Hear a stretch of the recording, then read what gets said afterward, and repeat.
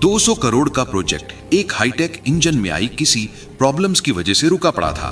पूरी कंपनी का पैसा व भविष्य इस इंजन पर टिका था। देश विदेश से बड़े बड़े इंजीनियर इस इंजन पर अपना तजुर्बा आजमा चुके थे, पर कोई भी कोर प्रॉब्लम को समझ नहीं पा रहा था।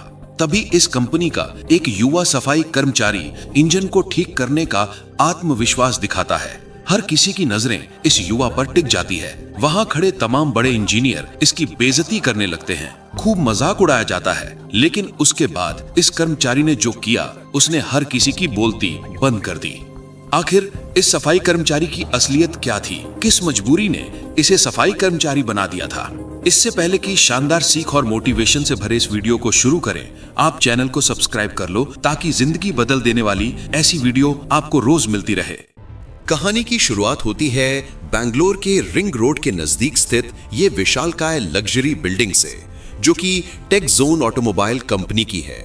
ये इनका मेन हेडक्वार्टर है। न सिर्फ इस बिल्डिंग की भव्यता बल्कि इस कंपनी की टेक्नोलॉजी एंड सर्विसेज के चर्चों के चलते ये कंपनी आकर्षण का केंद्र बनी रहती है। देश भर के लाखों लोगों का सपना होता है कि उसे भी इस कंपनी में कोई अच्छी जॉब मिल जाए। ये कंपनी वर्तमान और भविष्य को ध्यान में रखकर टेक्नोलॉजी को विकसित करती है, जैसे हाई टेक ट्रांसपोर्ट ट्रक के इंजन, बस के इंजन, शिप इक्विपमेंट्स और कुछ ऐसी मशीनरीज तैयार करते हैं जो डिफेंस सिस्टम के लिहाज से बेहद सुरक्षित व सुविधाजनक होते हैं। हालांकि कंपनी के अंदर का माहौल कुछ अच्छा नहीं था। कंपनी की सीईओ थी प्रिया शर्मा, जिनकी उम्र लगभग 35 साल थी। उनका तरीका एकदम सख्त था। बात करने के तरीके में तंज और तिरस्कार की भावना छुपी रहती थी। यह आउटफिट से हमेशा वेल ड्रेस्ड रहती थी। बाहर के लोग उन्हें बहुत समझदार कहते थे, लेकिन उनके ऑफिस के लोग उनके बारे में अलग ही बातें करते थे। इस कंपनी का सबसे कीमती प्रोजेक्ट उनका बहुत ही नया गाइडेड इंजन पिछले 6 हफ्तों से खराब पड़ा था, और ये इंजन उनका सबसे जरूरी हिस्सा था। 3 साल की मेहनत और करीब 200 करोड़ रुपए की लागत से तैयार हुआ था ये प्रोजेक्ट। लेकिन 70 करोड़ का ये इंजन हमेशा 14 मिनट और 36 सेकंड चलता और फिर बहुत गर्म होकर बंद हो जाता था। हर बार एक ही गलती दिखती थी, हार्मोनिक डिसरप्शन डिटेक्टेड। एक बड़ी एलईडी स्क्रीन से कनेक्ट ये engine red error symbol show कर रहा था। ये इंजन एआई मॉडल पर आधारित था। इस इंजन को एक ऐसे ट्रांसपोर्ट ट्रक के लिए डिजाइन किया गया था जो बिना ड्राइवर के ही माल को बेहद सुरक्षित रूप से एक जगह से दूसरी जगह तक पहुंचाने में सक्षम होने वाला था। ये पूरा 200 करोड़ रुपए का प्रोजेक्ट था, लेकिन सारा काम इस इंजन की टेस्टिंग पर रुका पड़ा था। 3 अलग अलग टीम्स के बड़े बड़े इंजीनियर आकर हार मान चुके थे। ये इंजीनियर हार्वर्ड व स्टैनफोर्ड जैसी विश्वास लेवल यूनिवर्सिटी से पढ़े हुए थे। इंजन के डिजाइन पर बहुत नॉलेज थी इनके पास, लेकिन उनका ज्ञान भी इस इंजन के सामने कुछ काम नहीं आ रहा था। बड़ी बड़ी डिग्री वाले इस इंजन के सामने फेल हो रहे थे। वो भी असल प्रॉब्लम को समझ नहीं पा रहे थे। इधर प्रिया शर्मा की टेंशन हर दिन बढ़ती जा रही थी। अगर ये इंजन जल्दी ही ठीक ना हुआ तो कंपनी को 500 करोड़ रुपए का नुकसान हो सकता था और उनका मार्केट में दबदबा खत्म हो जाता। ये काफी बड़ा प्रोजेक्ट था जिससे कंपनी का भविष्य निर्धारित होने वाला था। इसी कंपनी में दीपक मौर्य नाम का एक सफाई कर्मचारी था, जो कि पिछले 4 सालों से इस कंपनी में कई उतार चढ़ाव देख चुका था। ये काम तो सफाई का करता था, पर इसकी नजरें, इसका दिमाग यहाँ की टेक्नोलॉजी को निहारती रहती थीं। दिमाग से इतना तेज कि जिस भी काम को ध्यान से देखता ये उसे सीख लेता था। ऑफिस के सफेद फर्श से लेकर कॉन्फ्रेंस रूम के अंदर रखे हुए कांच के बर्तन तक दीपक मौर्य हर जगह जाता था। कहने को तो ये कंपनी में हर जगह दिखता था, पर फिर भी ये हर एम्प्लॉय के नजरों से ओझल ही रहता, यानी कोई भी इस पर ध्यान नहीं देता। ये जब भी कोई टेक्निकल नॉलेज बताता तो एम्प्लॉय उसका मजाक उड़ाने लगते, उसे डांटकर भगा देते। कोई भी उसे सीरियस नहीं लेता। दीपक के पास एक छोटे कॉलेज से इंजीनियरिंग की डिग्री थी। उसने ये डिग्री बड़े सपनों के साथ ली थी, लेकिन जिंदगी में हालात कुछ ऐसे बन गए जिसने उसे एक सफाई कर्मचारी बना दिया। क्योंकि उसकी मां को फर्स्ट स्टेज कैंसर था, जिसका इलाज तो था पर वो बहुत महंगा था और हर इलाज का खर्चा इतना ज्यादा था कि अगर वो बड़ा इंजीनियर बनने का सपना देखता तो मां का इलाज रुक जाता। उसने अपना सपना नहीं चुना बल्कि मां का इलाज चुना, जिसके लिए पैसे जोड़ने के लिए वो कोई भी काम करने के लिए तत्पर हो गया। हालांकि इस कंपनी से अच्छी जगह कोई हो ही सकती थी जहां उसे कुछ न कुछ सीखने को मिलता था। इसीलिए वो कहीं और काम न करके इस कंपनी में सफाई कर्मचारी बन गया। दीपक दिन भर ऑफिस में रहता, लेकिन उस इंजन की आवाज उसे हमेशा सुनाई देती थी। रात को जब सब लोग घर चले जाते और वो कॉन्फ्रेंस रूम का सफाई करता, तो वो चुपके से इंजन के ब्लूप्रिंट्स पढ़ता था। उस इंजन का दिमाग सफाई में नहीं, उसके डिजाइन में लगा रहता था। उसने देखा कि इंजन जर्मनी में छोटे यूनिट में बना था, लेकिन उसका एआई सॉफ्टवेयर अमेरिका के बड़े यूनिट्स में सेट किया गया था। एक छोटा सा यूनिट बदलने का फर्क एक बड़ी गलती पैदा कर रहा था। दीपक का जीवन बड़ा संघर्ष भरा रहा। 9 साल की उम्र में दीपक के पिता चल बसे। तब से माँ और दादाजी की देखरेख में ही दीपक पला बढ़ा। दीपक की पढ़ाई लिखाई से लेकर घर के तमाम खर्चों को दादाजी ही पूरा करते। दादाजी का एक पुराना गैराज था। दीपक पढ़ाई लिखाई में बहुत अच्छा था, तेज बुद्धि का था। वो अक्सर स्कूल से आकर अपने दादाजी के गैराज पहुंच जाता और उनके काम में हाथ बटाने लगता। दादाजी उस इलाके के सबसे पुराने और जाने माने मैकेनिक थे। उनका तजुर्बा, उनका हुनर काबिले तारीफ था। वो इंजन की आवाज सुनकर ही बता देते कि दिक्कत क्या है। वहीं दीपक भी कुछ कम नहीं था। दादाजी जैसा हुनर तो मानो उसे विरासत में मिल गया हो। दादाजी जब भी किसी गाड़ी को ठीक कर रहे होते तो वो बड़े ध्यान से देखता, वो चीज को बारीकी से समझता। दादाजी भी उसे छोटी बड़ी बारीकियां बताने लगे। दीपक की उम्र भले कम थी, पर उसकी लगन और उसका इस काम में प्यार व समर्पण देखकर दादाजी दीपक को भी मैकेनिक के काम की बारीकियां बताने लगे। दादाजी दीपक का नाजुक हाथ चल रहे इंजन पर रखते थे और कहते थे, बेटा इस धड़कन को महसूस करो। एक इंजन तुम्हारे डिग्री से कोई मतलब नहीं है, उसे सिर्फ उसके धड़कन सुनने वाले की जरूरत है। मशीन की भाषा समझो, वो तुमसे कभी झूठ नहीं बोलेगी। दादाजी ने उसे सिखाया था कि इंजन को उसकी आवाज से, उसके वाइब्रेशन यानी कंपन से और यहाँ तक कि हल्की सी बदबू से भी कैसे प्रॉब्लम की पहचान की जाती है। दादाजी ने सीख दी कि बेटा, जीवन में कोई काम तब तक ही मुश्किल लगता है जब तक उसकी सही जानकारी हमारे पास नहीं होती। जब तुम पूरी लगन से सीखोगे तो दुनिया का कोई भी काम जल्दी सीख सकते हो और बार बार प्रैक्टिस मेहनत तुम्हें तुम्हारे काम में कुशल बनाएगी, तुम्हारी स्किल को निखारेगी। 16 साल की उम्र तक दीपक इतना माहिर हो गया कि वो पूरा इंजन अब आंख बंद करके बना सकता था। लेकिन फिर हालात बदल गए। दादाजी एक दिन चल बसे। उनके अंतिम संस्कार में शहर भर के मैकेनिक और इंजीनियर आए थे, लेकिन दीपक मन में वो ज्ञान और हाथों में हुनर आज भी था। उसके अंदर चीजों को जानने समझने की प्रबल इच्छा उसे इस कंपनी में ले आई थी। गुरुवार का दिन था। कंपनी की किस्मत आज तय होने वाली थी। जर्मनी से बड़े इन्वेस्टर मिस्टर स्मिथ और उनकी टीम वहां मौजूद थी। उनके पास करीब 800 करोड़ रुपए की फंडिंग थी। डॉक्टर लेखा, जो एक बहुत बड़ी इंजीनियर थी, वो भी उनके साथ थी। उनकी तेज नजर से कोई गलती छुप नहीं सकती थी। एक बड़े हॉल के अंदर प्रिया शर्मा की मौजूदगी में उस नए इंजन का आखिरी टेस्ट चल रहा था, जिसपे बहुत बड़ी डील टिकी हुई थी। लेकिन इंजन कुछ समय चलते ही बंद हो जाता। इंजन से निकलता धुआं सबकी चिंता का बादल बन गया। प्रिया शर्मा ने तुरंत एक इमरजेंसी मीटिंग बुलाई। हॉल में 200 एम्प्लॉइज जमा हो गए। प्रिया ने घबराहट वाली आवाज में कहा, इंजन काम नहीं कर रहा है, अब हम खर्चे कम करेंगे। वो लोग जिनकी जरूरत नहीं है उन्हें तुरंत कंपनी से निष्कासित कर दिया जाएगा। दूर खड़ा दीपक बहुत देर से ये सब देख रहा था। दीपक हिम्मत बांधते हुए उन लोगों के करीब आकर कुछ ऐसा बोल दिया कि वहां मौजूद सबकी नजर दीपक पर टिक गई। दीपक अपना एक हाथ उठाते हुए बोला, मैम, मुझे लगता है कि गलती सॉफ्टवेयर में नहीं बल्कि इंजन के कंपन यानी हार्मोनिक फ्रीक्वेंसी सेट करने में है।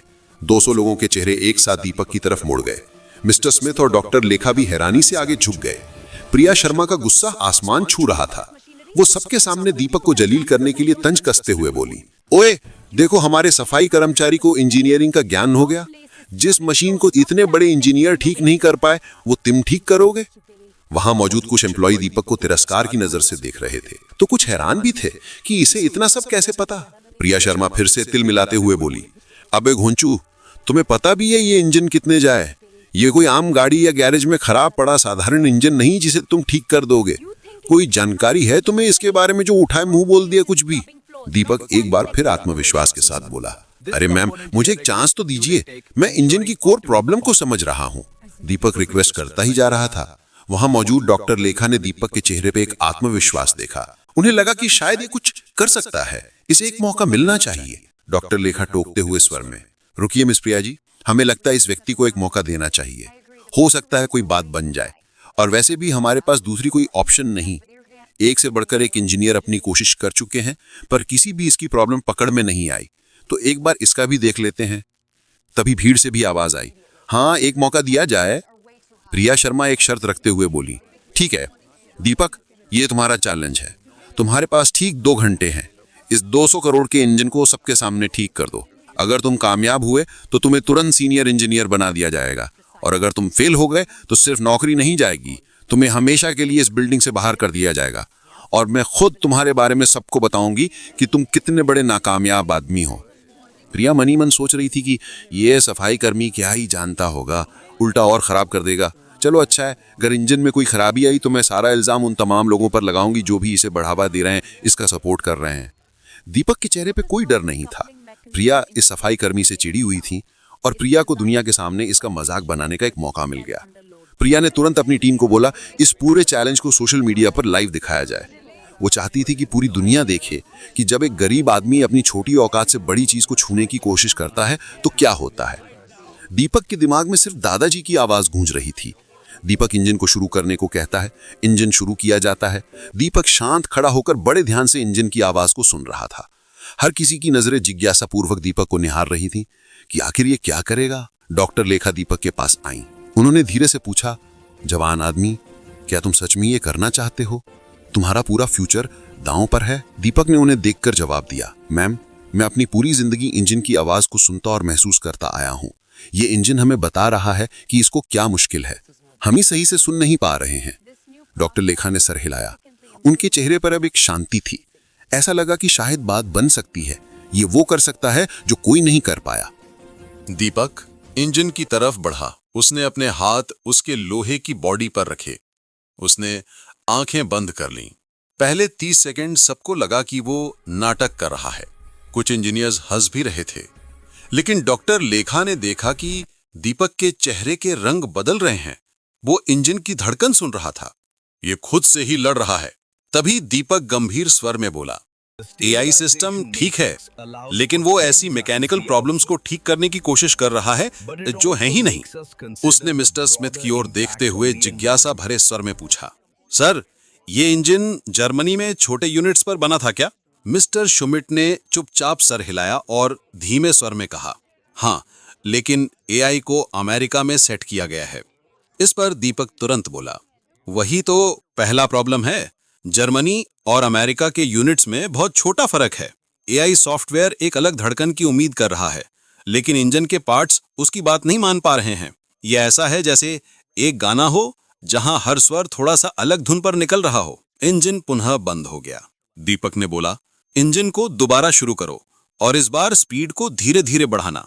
इंजन की हर बढ़ती स्पीड और आवाज से दीपक मौर्य प्रॉब्लम को और बारीकी से समझ चुके थे। दीपक ऊंचे स्वर में बोला, 2800 आरपीएम पर सुनिए, वहां कंपन में गलती है। इंजन के पार्ट्स ठीक हैं, लेकिन एआई सेंसर्स गलत कंपन रीड कर रहे हैं। आपके इंजीनियर्स कंप्यूटर की गलती ढूंढ रहे थे, जबकि प्रॉब्लम इंजन की धुन की है। इतना कहते हुए दीपक टेबल की ओर बढ़ा जिस पर इंजन डिजाइन के हर पार्ट्स को कैसे सेट किया गया है, इनसे संबंधित पेपर्स पड़े हुए थे। दीपक पहले भी इन पेपर्स को देख चुका था, पर अब वो प्रॉब्लम को समझने और समझाने के नजरिए से उन पेपर्स का गौर से निरीक्षण करने लगा। दीपक को फॉल्ट समझ आ चुका था। दीपक पूरे आत्मविश्वास से उन पेपर्स को उठाकर आगे बढ़ा और कहा, जर्मनी में छोटे हिस्सों की बनावट बहुत ही परफेक्ट थी, लेकिन अमेरिका का एआई सिस्टम थोड़ी ढीली बनावट की उम्मीद कर रहा था। यहाँ छोटी सी गड़बड़ थी जिससे पूरा इंजन बंद हो रहा था। विशाल रस्तोगी, जो बड़ा इंजीनियर था, उसने भी जब क्रॉस चेकिंग करते हुए ये सब देखा तो उसने भी इस बात को समझा कि हाँ, चीजें तो ऐसी ही हैं। उसका चेहरा हैरानी से भर गया। उसने धीरे से माना कि दीपक सही कह रहा है। मिस्टर स्मिथ ने भी कुछ देर जांच करने के बाद सर हिलाया। ये सफाई कर्मचारी नहीं था, ये एक बहुत अच्छा इंजीनियर था। डॉक्टर लेखा ने जिज्ञासा भरे मन से दीपक से पूछा, चलिए माना कि इसकी कोर प्रॉब्लम आपने पकड़ ली, पर अब इसे ठीक कैसे करेंगे? दीपक ने हल्का मुस्कुराते हुए कहा, आप निश्चिंत रहें, इसके प्रॉब्लम का सलूशन भी है, और सबसे बड़ी बात, उसके लिए किसी महंगे सॉफ्टवेयर या बॉडी पार्ट्स को रीडिजाइन करने की आवश्यकता नहीं पड़ेगी। कोई महंगा खर्च नहीं है। दीपक की बातें सभी को अनसुलझी पहेली की तरह लग रही थी कि आखिर ये कहना क्या चाहता है। दीपक एक अलमारी के पास गया जो कई छोटे बड़े जरूरी टूल्स और मशीन बॉडी पार्ट से भरा पड़ा था। दीपक वहां से एक छोटी सी मेटल की डिस्क निकाल कर लाया जो हॉकी पक जितनी थी। ये सबको दिखाते हुए दीपक कहने लगा, ये एक हार्मोनिक डैम्पनर है। इंजन और एआई दोनों ठीक हैं। इन्हें सिर्फ एक दूसरे की भाषा समझाने वाले की जरूरत है। ये छोटी सी चीज कंपन के फर्क को जोड़ देगी। दोनों के बीच तालमेल व संतुलन बनाने के लिए इसका अहम रोल होगा। प्रिया शर्मा का घमंड पूरी तरह से टूट गया। वो बोल पड़ी, तुम कह रहे हो कि ये 3000 रुपए का मशीन पार्ट हमारा मिलियंस का प्रॉब्लम ठीक कर देगा? तुम्हारा दिमाग तो खराब नहीं हो गया? कुछ भी बोले जा रहे हो। दीपक ठंडे और शांत स्वर में बोला, सबसे अच्छे हल हमेशा सबसे आसान होते हैं मैम। इसके बाद दीपक इंजन के एक पार्ट्स बाहर निकालता और इस डैम्पनर को उसमें सेट करने लगता। वो इतनी बारीकी से इस कार्य को अंजाम दे रहा था कि हर कोई वहां उसकी कार्य कुशलता की तारीफ बांध रहा था। दीपक ने पूरी सफाई के साथ 12 मिनट में डैम्पनर इंजन में सेट कर दिया और पार्ट्स को इंजन में पुनः जोड़ दिया। उसके हाथ वही पुरानी दादाजी की सिखाई मेहनत बता रहे थे। इसके बाद दीपक कुछ सेकंड के लिए इंजन के सामने हाथ जोड़कर आंखें बंद कर मन ही मन प्रार्थना करता है, मानो वो दादाजी से आशीर्वाद मांग रहा हो। आंखें खोलते ही दीपक गंभीर व संधे हुए स्वर में बोला, इंजन टेस्ट के लिए रेडी है। घड़ी में 1 घंटा 47 मिनट ही हुए थे। उधर दीपक की ये तमाम हरकतें सोशल मीडिया पर लाइव दिखी जा रही थी। हर किसी की नजरें, फिर चाहे वो सोशल मीडिया पर या वहां मौजूद सभी एम्प्लॉय इंजीनियर, हर कोई जिज्ञासा भरी नजरों से उस पल को निहार रहा था कि क्या इंजन ठीक से चलेगा अब। डॉक्टर लेखा ने बोला, इंजन चालू करो। पूरे रूम में शांति थी। चाबी घूमी और जब इंजन चालू हुआ तो आवाज में फर्क साफ था। अब आवाज में एक गहरा और स्मूथ कंपन था। स्क्रीन पर हमेशा की तरह लाल और पीली लाइट्स नहीं, सिर्फ हरी लाइट्स थीं। इंजन का टेम्परेचर बिल्कुल सही था। डॉक्टर लेखा की आंखों में खुशी से चमक उठी। उन्होंने कहा, 40 साल में मैंने इतनी साफ रीडिंग कभी नहीं देखी थी। इंजन अब 97.3% अच्छे से चल रहा है। ये तो अद्भुत है, विश्वास नहीं होता। प्रिया के चेहरे का रंग उड़ गया, लेकिन वो फिर भी हार नहीं मानी। वो ऐंठते हुए कड़क शब्दों में बोली, ठीक है चल रहा है, लेकिन क्या ये ट्रक को चला सकता है? उसने नीचे खड़े बड़े ट्रक की तरफ इशारा किया। दीपक ने सिर्फ सर हिलाया और बोला, हाँ मैम।